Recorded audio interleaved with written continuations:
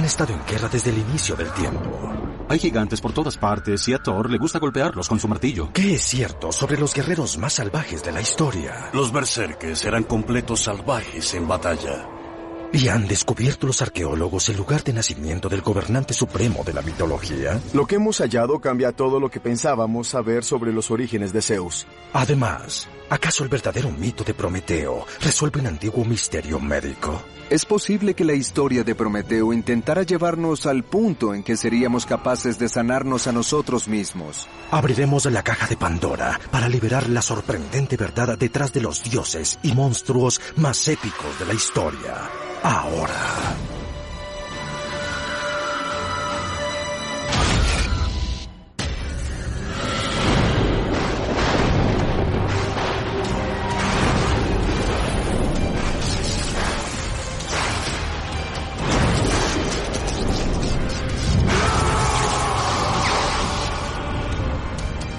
Ningún dios nórdico era más valiente en el campo de batalla que un asesino de gigantes conocido como Thor.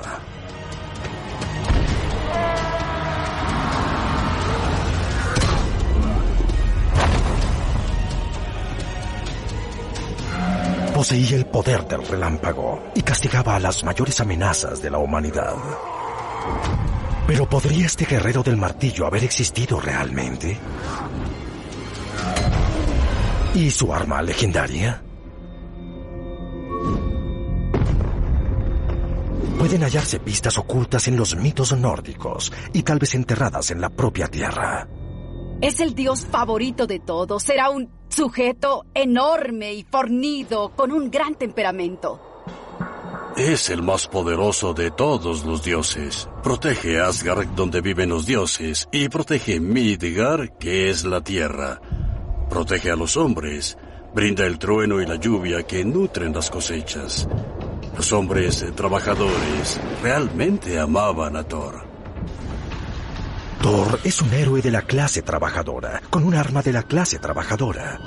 Su martillo de mango corto, llamado Mjolnir, podía nivelar montañas y era tan pesado que solo Thor podía blandirlo.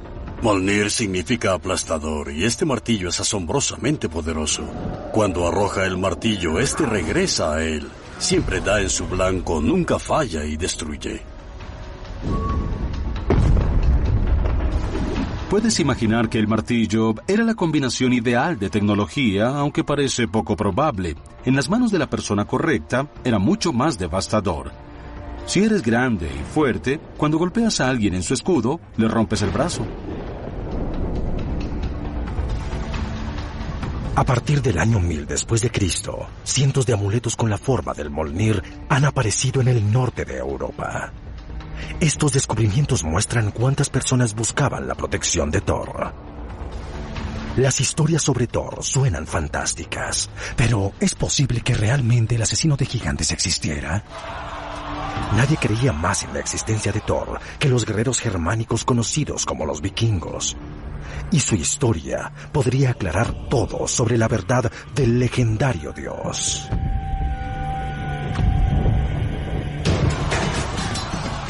Los vikingos desarrollaron una reputación como guerreros despiadados que asaltaban, saqueaban y conquistaban el mundo.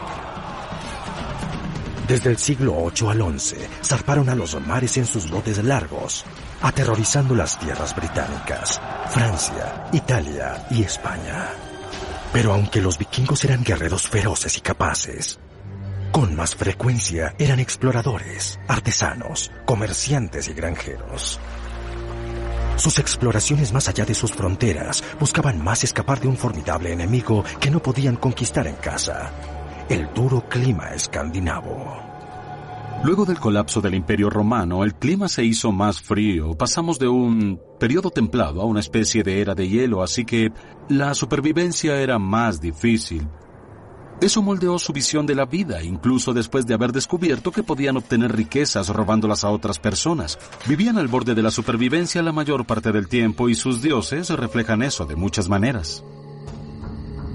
El clima extremo arrasaba las cosechas y amenazaba constantemente con la hambruna. Para los vikingos, solo había un modo de combatir lo inconquistable: con la ayuda de su amado dios Thor. Se sabía que Thor luchaba contra gigantes.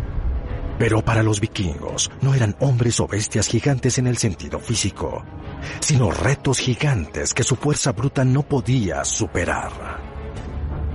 La palabra nórdica antigua para gigante abarca un enorme número de espíritus naturales.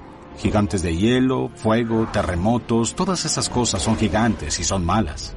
Las batallas mitológicas de Thor con los gigantes simbolizaban el conflicto del hombre contra la naturaleza que los vikingos vivían cada día. Tú podías oír ese gran boom del trueno y del destello del relámpago, y cuando oías eso, debías relajarte porque significaba que Thor estaba allí afuera protegiéndonos. Con un movimiento de su musculoso brazo, Thor usaba su martillo para dominar los elementos, incluyendo el trueno y el relámpago. ¿Pero qué hay de ese martillo? ¿Acaso esos amuletos que llevan su imagen nos dicen que era un artefacto real? ¿Hay más evidencia por ser desenterrada que pudiera probar que hubo un verdadero Mjolnir? ¿Y de qué pudo haber estado hecho? El martillo de Thor era ciertamente un martillo meteórico. Puedes imaginar un metal pesado que cae del cielo, y es esa masa derretida que encuentras en un cráter humeante. Puedes recogerlo y forjar armas que no solo son más afiladas y poderosas, sino que también pueden estar magnetizadas. Piensen en la magia de eso. Estas propiedades magnéticas habrían sido consideradas mágicas y se producía una chispa eléctrica en algún punto. Eso podría convertirse en poderes mágicos, en relámpagos y truenos muy fácilmente. Es decir, los humanos tienden a agrandar las historias. Algo es seguro. A finales de la Edad de Bronce, meteoritos de hierro y níquel sí cayeron en la región donde Thor y otras grandes mitologías nacieron. Las grandes armas legendarias eran de hierro meteórico. La espada de Arturo, Excalibur, era hierro meteórico. Hay toda una historia sobre eso. Es muy fácil ver cómo el contar historias sobre algo que sucedió comienza a recibir una capa de mitología. Si él tenía un enorme martillo, era un martillo malo. Salían relámpagos de él. Así de grandioso era. Al final, el martillo creció para convertirse en un símbolo independiente de poder y tuvo un rol importante no solo para los vikingos, sino para un grupo de guerreros modernos muy diferente: los nazis. La esvástica buscaba imitar el movimiento del Mjolnir cuando es arrojado. Adolfo Hitler la adoptó como símbolo de fuerza para el Tercer Reich, aunque al final, Thor y Hitler no podían ser más diferentes. Era Thor quien protegía a las personas comunes cada día, así que éstas lo adoraban. Thor era su protector. Pero hay un villano en la mitología nórdica, nacido de un monstruo, que tenía malas intenciones. Ocasionó un Armagedón. Y el martillo de Thor también tiene un rol en la historia.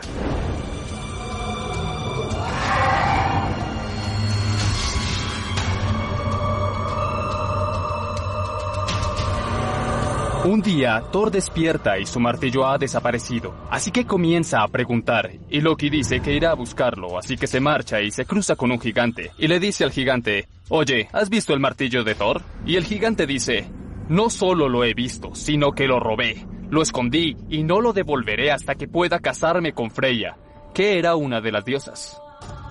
Decidieron que debían recuperar ese martillo. Así que Loki le sugiere a Thor: ¿qué tal si te pones el traje de bodas y le diremos al gigante que eres Freya? Piensen en ese sujeto grande y musculoso, es un dios. Y Loki lo ha convencido de vestir como mujer y fingir que se casará con ese sujeto. Loki dice: «Este es el momento tradicional en el que el novio le da un regalo a la novia». Así que el gigante saca el martillo Mjolnir y lo coloca en el regazo de la novia. Bien, Thor no necesita más incentivo que ese. Thor se agacha y toma el martillo, se quita el velo y los gigantes comprenden que es Thor quien está en su salón, y este procede a matar a todos los gigantes. Contrario a la creencia popular y a su imagen en las películas modernas, Loki y Thor no están emparentados, aunque se consideran a sí mismos hermanos de sangre. Loki es de hecho el hijo de los propios gigantes con quienes lucha Thor, y una figura central del panteón nórdico. Toda la mitología nórdica se derrumbaría sin Loki. Sin Loki, no tendrías tensión. Todos están felices y ebrios. Loki es el sujeto que llega y comienza los problemas. Él deliberadamente se propone crear problemas. Loki quiere ver el mundo ardiendo. Cuando se trata de Loki, no hay pruebas de que se base en una figura histórica real. Pero personifica algo muy real para el pueblo nórdico y para algunos de nosotros hoy. La idea de que tienes que enfrentar el mal con el mal. Es un dios de fuego, es malévolo. Pero también lo necesitas. Necesitas su inteligencia, su poder, igual que el fuego. El fuego es temido y es absolutamente necesario. No puedes sobrevivir sin él, pero te destruye al mismo tiempo. Y de allí se origina la personalidad de Loki. Al desarrollarse la mitología que rodea a Loki, este se vuelve mucho más siniestro. Se aparea con varias gigantes y produce los monstruos del caos. Estos vástagos incluyen a un lobo voraz y a una enorme serpiente. Loki es el padre de Fenrir, el lobo mítico. Y ese lobo eventualmente regresará y consumirá el sol y la luna. También es el padre de la serpiente Midgard, la bestia más grande de todos los tiempos. El último de sus hijos es una mujer llamada Hel, quien termina por ser la supervisora del inframundo. Son estos terribles monstruos los que dan inicio al fin de la mitología nórdica, en un Armagedón llamado Ragnarok.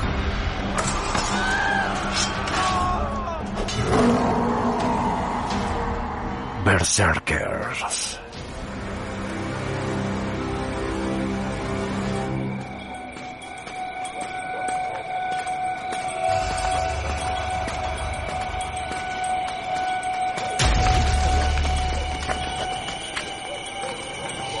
¿A dónde vas? Toma su bolso. Oye. ¿Qué vas a hacer? ¿Ah?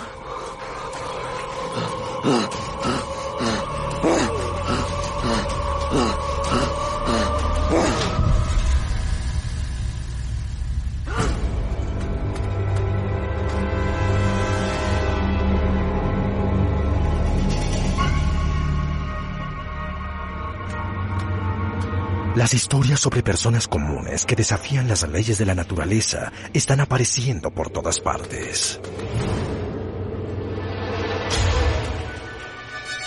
Sujetos normales que sienten una ira de combate que los hace inmunes al temor o al dolor.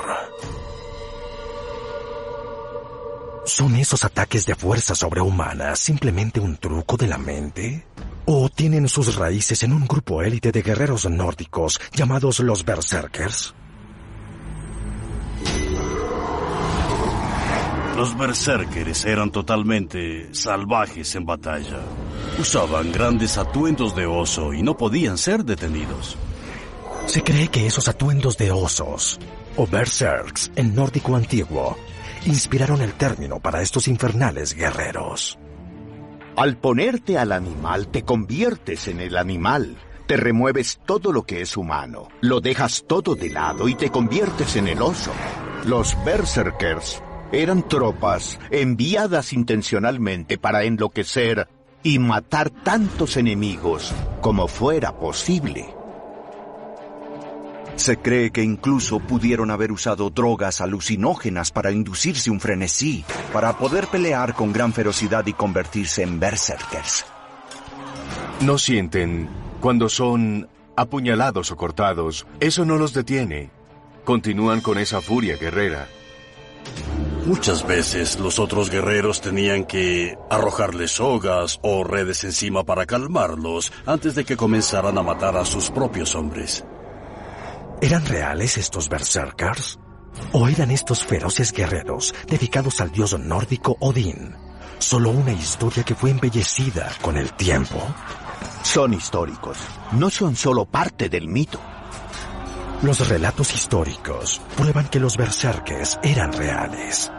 Numerosos poemas y las sagas vikingas describen su existencia remontándose al siglo IX. Durante la Edad Media, Los berserkers se convirtieron en los mercenarios más temidos del norte de Europa. No podían tocarlos en batalla. Les arrojaban hachas y también flechas que no parecían tener ningún efecto. Solo una cosa pudo detener a los berserkers, uno de sus propios reyes. Un nórdico llamado Eirikr Hakonarson consideraba a los berserkers tan explosivos que los prohibió en el año 1015 después de Cristo. Lentamente desaparecieron y se convirtieron en leyenda. Hasta hoy, las personas insisten en que son consumidas por el mismo tipo de ira que los berserkers. Los berserkers aún viven. He oído historias de nuestros infantes de marina en Fallujah que se hacían llamar berserkers y que se lanzaban al combate y no podían ser detenidos. Debían ser retirados de las ametralladoras porque estaban consumidos por el frenesí de la batalla. Algunos creen que el espíritu de los berserkers está en todos nosotros. Y los artistas marciales que desean aprovecharlo antes de una pelea lo discuten en los foros de Internet. Cuando debemos ser más fuertes en momentos de gran estrés, nuestro cuerpo produce una gran cantidad de adrenalina. Podemos realizar hazañas de fuerza que no serían posibles normalmente, así que no es fuerza sobrehumana, es fuerza humana, pero amplificada y aumentada gracias al sistema endocrino.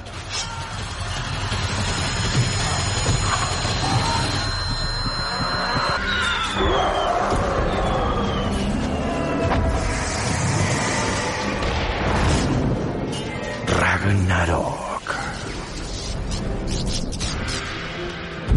La mitología nórdica incluye una alineación estelar de poderosos héroes.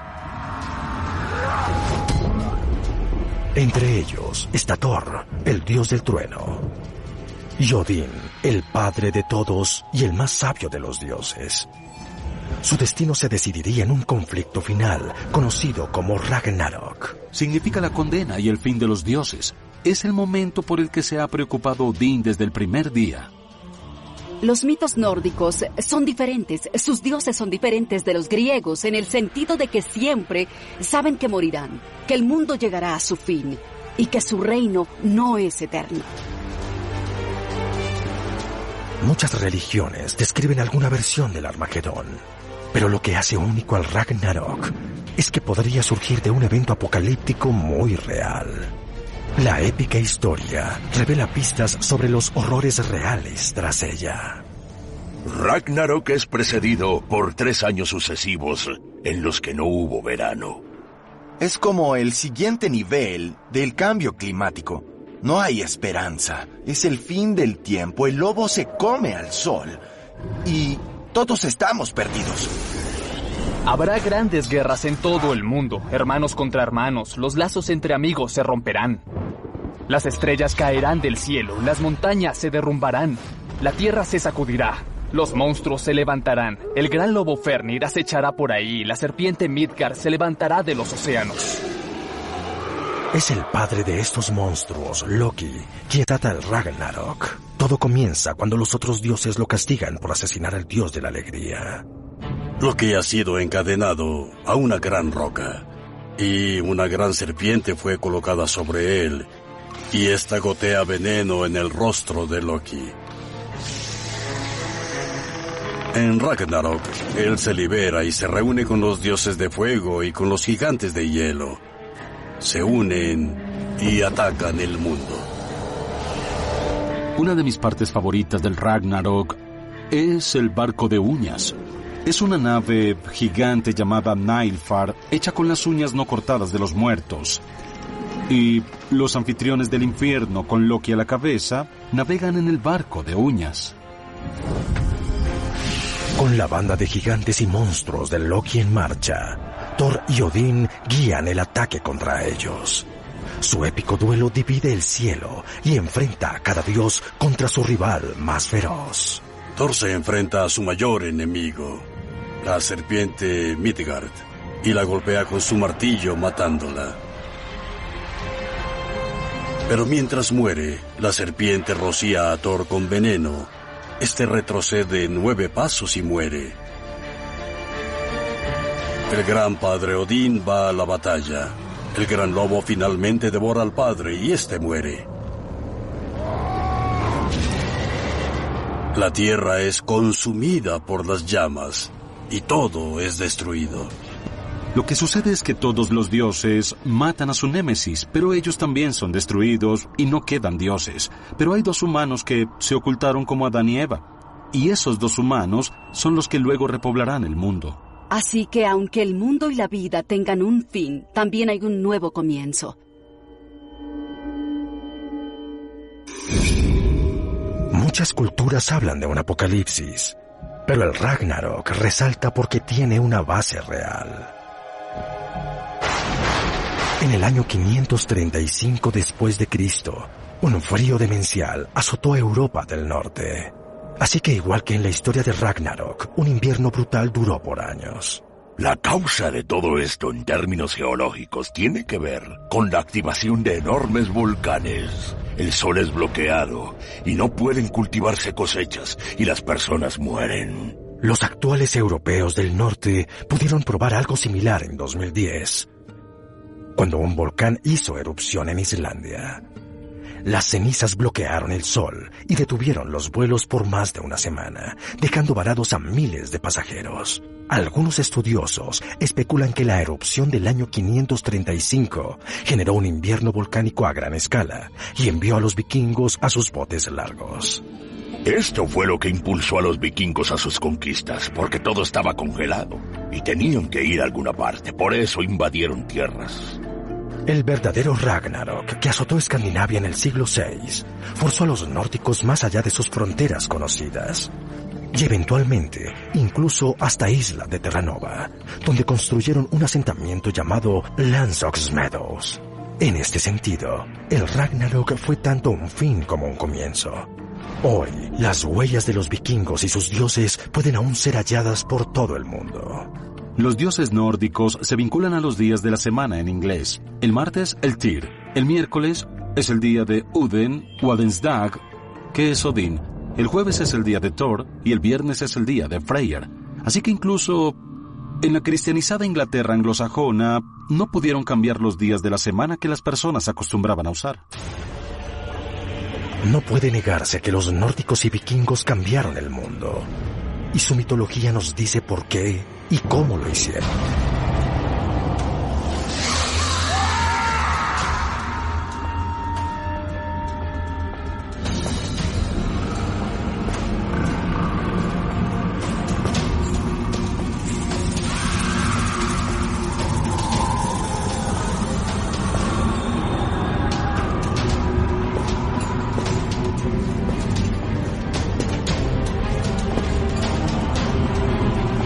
El infierno no conoce furia como la de una mujer despreciada.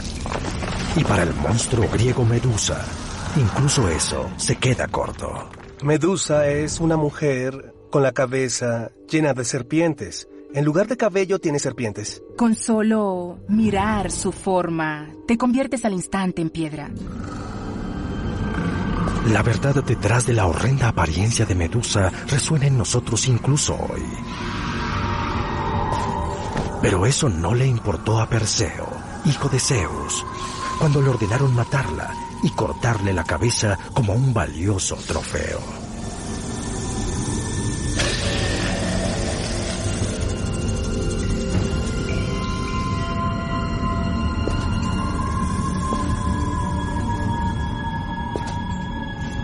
Perseo fue criado como un niño normal. Cuando se hizo mayor, le dijeron que debía matar a Medusa. Sucede a menudo en estos mitos. Un sujeto normal tiene que matar al monstruo. Para darle una oportunidad a Perseo, la diosa Atenea le entrega un escudo. Esto cambia el juego, y él lo usa para cazar a Medusa y evitar su mirada.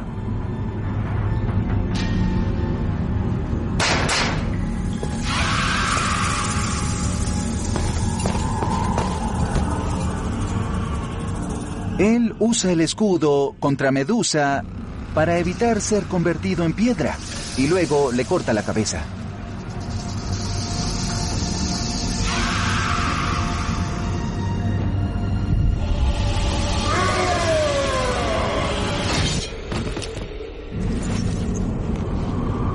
Pero lo genial de esta historia es que tenemos un giro final. Él la usa contra Cetus, un monstruo gigante similar al Kraken. Y Perseo usa la cabeza de Medusa, toma un objeto de terror y lo usa contra el monstruo. Él lo convierte en piedra y salva a Andrómeda. Andrómeda es una belleza que estaba encadenada a una roca como sacrificio a Cetus. Así que Perseo se convierte en héroe y en rey al acabar no con uno, sino con 2 monstruos.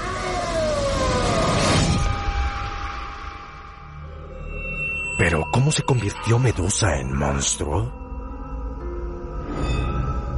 La historia de Medusa es que era una sacerdotisa de Atenea y tenía un hermoso cabello, y Poseidón, el señor de los mares, estaba totalmente impactado y sintió una loca lujuria por ella.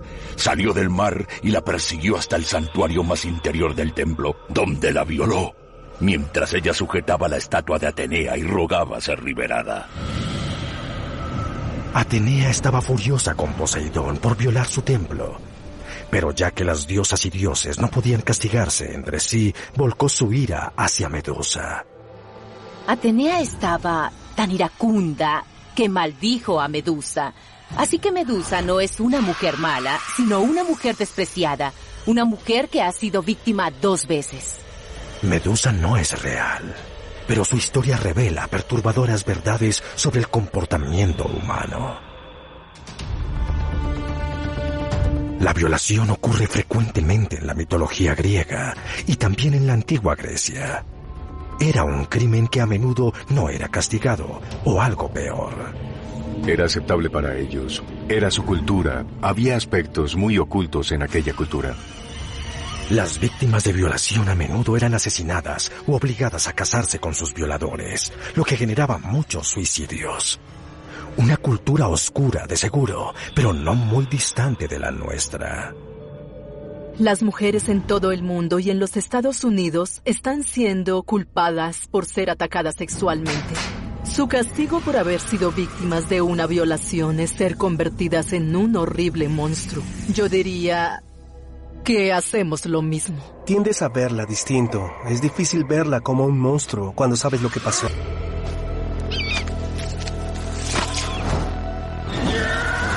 Prometeo.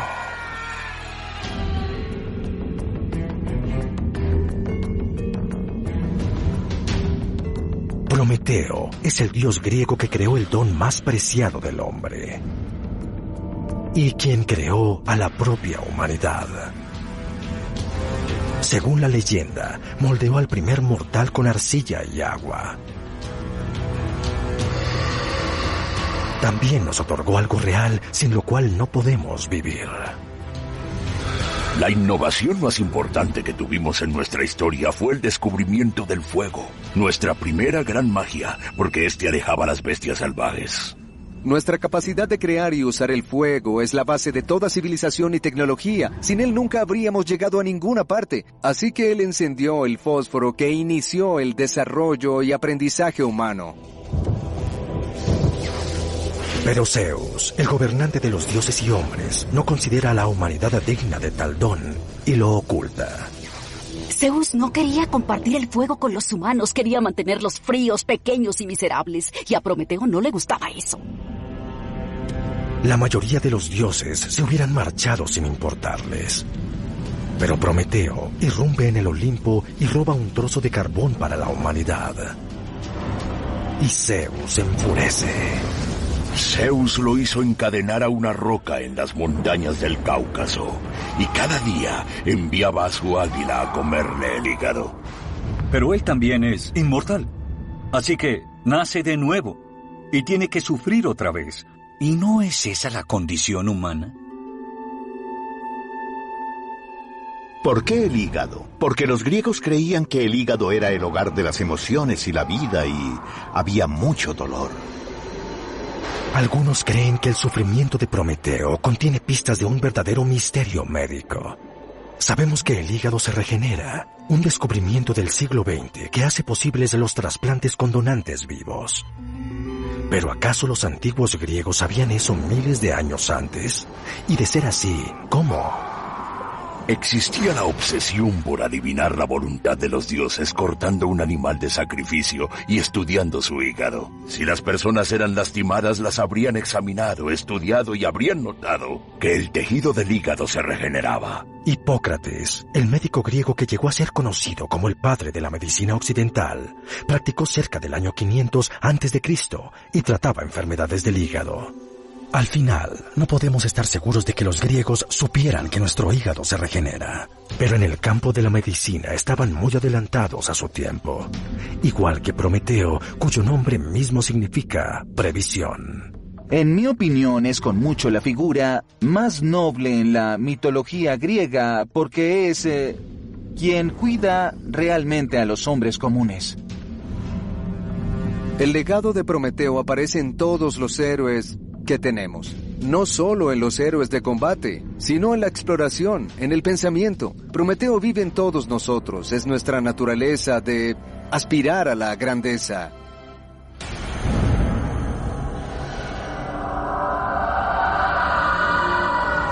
Pandora. Prometeo creó al primer hombre con arcilla y agua. Pero la primera mujer fue forjada en lo alto del monte Olimpo por Hefesto, el herrero de los dioses. Se llamaba Pandora. Zeus invitó a todos los dioses y diosas y les pidió a todos que le dieran un regalo a ella.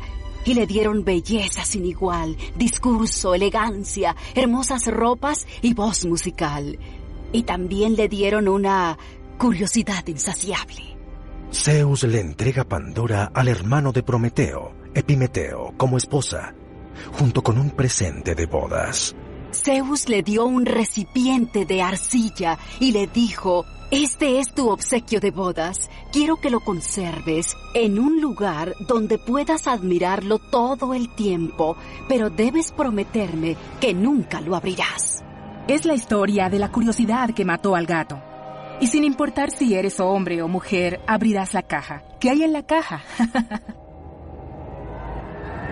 Ella levantó la tapa y oyó un sonido escalofriante que decía: «Déjanos salir, déjanos salir». Así que la abrió y ¡wash! De ella salieron todas las miserias conocidas por el hombre. Estaba el hambre, la hambruna, la discordia, todo, la vejez, la muerte. Así que Pandora tomó la tapa y solo quedaba una pequeña criatura allí que era la esperanza. Para mí, Pandora es la historia más aterradora de todas. Si Pandora hubiera dejado salir la última, si hubiera abierto la caja y la humanidad ya no tuviera esperanza, entonces estaríamos acabados. El mito de Pandora no solo busca explicar los males del mundo. Permite conocer los verdaderos rituales nupciales de los antiguos griegos. La mujer era sacada de su casa, luego transferida a la casa del esposo y pasaba el resto de su vida viviendo allí, atendiendo en esa casa. Los obsequios de bodas como el que recibió Pandora de Zeus eran comunes. El tipo de recipiente que sostiene no habría contenido comida, sino que habría sido hecho para contener maquillaje o algo lindo. Así que la tentación aumenta. Resulta que la tentación no es solo un problema para la primera mujer griega, sino para Eva, la primera mujer de la Biblia. Ella come la fruta prohibida. En todas las culturas tenemos historias que dicen: puedes tener todo lo que quieras, pero no puedes tener eso. Y sea lo que sea eso que no puedes tener, es lo que querrás, porque todos tenemos una curiosidad insaciable. Necesitas curiosidad en el mundo. Es lo que nos hace humanos. Si yo estuviera a cargo y pudiera recrear a Pandora, la haría exactamente como era. Es perfecta en su imperfección. Zeus. Monte Liceo, Arcadia, Grecia. En una montaña remota al sur de Grecia, los arqueólogos han intentado resolver un misterio de 3000 años sobre el dios más poderoso de la mitología griega, Zeus. ¿Acaso artefactos desenterrados aquí podrían probar que este fue el lugar donde nació Zeus? Lo que hemos hallado en el monte Eliseo cambia todo lo que creíamos saber sobre los orígenes de Zeus. Para entender la importancia de estos hallazgos, debemos regresar al inicio de la mitología griega, al nacimiento de Zeus. Su padre, un titán llamado Cronos, gobierna el universo, pero vive en constante temor. En una profecía le dijeron que sería asesinado por sus hijos. Así que para evitar que se cumpliera, lo que hace es comerse a todos sus hijos.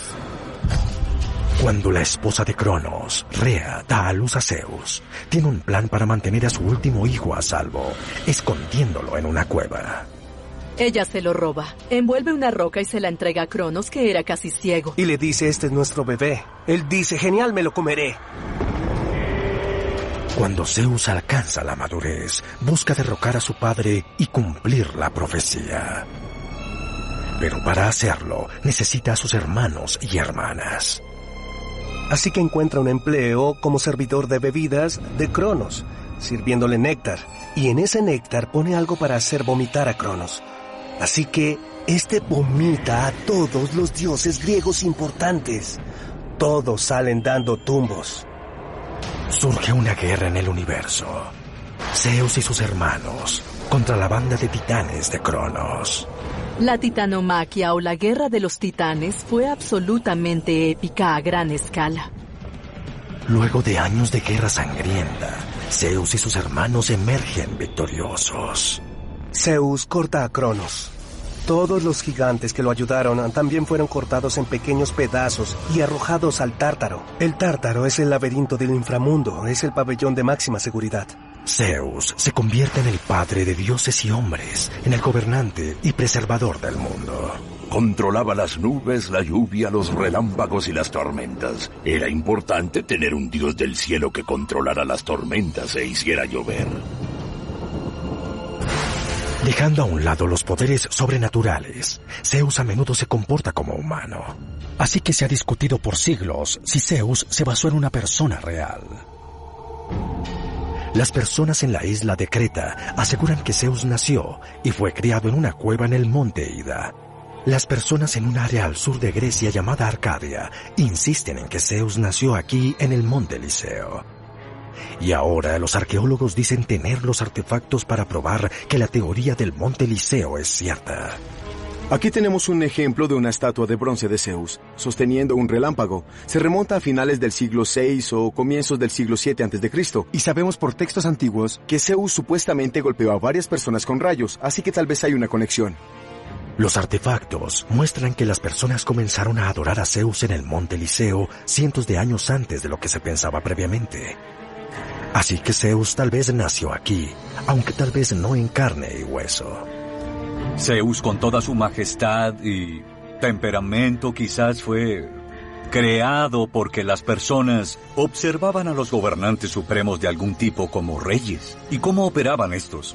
¿Son buenos, son malos, son feos? Y Zeus tiene todas esas cualidades. Para los griegos, valía la pena celebrar a Zeus de gran modo. Para eso eran originalmente las Olimpiadas, y el monte Eliseo podría contener una pista oculta de su verdadero comienzo. Las Olimpiadas eran importantes para los griegos. Se reunían cada 4 años, comenzando en 776, en espíritu de paz y celebración, pero también de competencia en honor a Zeus. Al fechar el material del monte Eliseo, los arqueólogos descubrieron algo impactante. Una razón para creer que las propias Olimpiadas pudieron no haber comenzado en Olimpia, sino aquí. Habría habido miles de personas aquí. Las personas venían de lugares tan lejanos como Egipto, la Turquía moderna y la Grecia continental. Parte de un hipódromo, los bloques iniciales originales para los corredores y un viejo edificio administrativo predatan descubrimientos similares en Olimpia, donde desde hace mucho se cree que comenzaron los Juegos. Estas Olimpiadas se realizaron por más de 1000 años, hasta el año 394 después de Cristo, cuando el emperador romano cristiano Teodicio II los prohibió, junto a todos los otros festivales paganos. Y ese fue el inicio del fin para Zeus también. Los dioses griegos fueron derribados por el cristianismo al convertirse en la religión oficial del imperio. Pero la verdad es que Zeus y los olímpicos, Thor y los asgardianos, dioses y monstruos nunca desaparecieron por completo. Lo que pasa con estas historias es que son muy ciertas, verdaderamente ciertas. Las historias que perduran, que sobreviven, son las que aún hablan de nuestra profunda necesidad humana, nuestra comprensión y de lo que necesitamos para ser seres humanos y sobrevivir.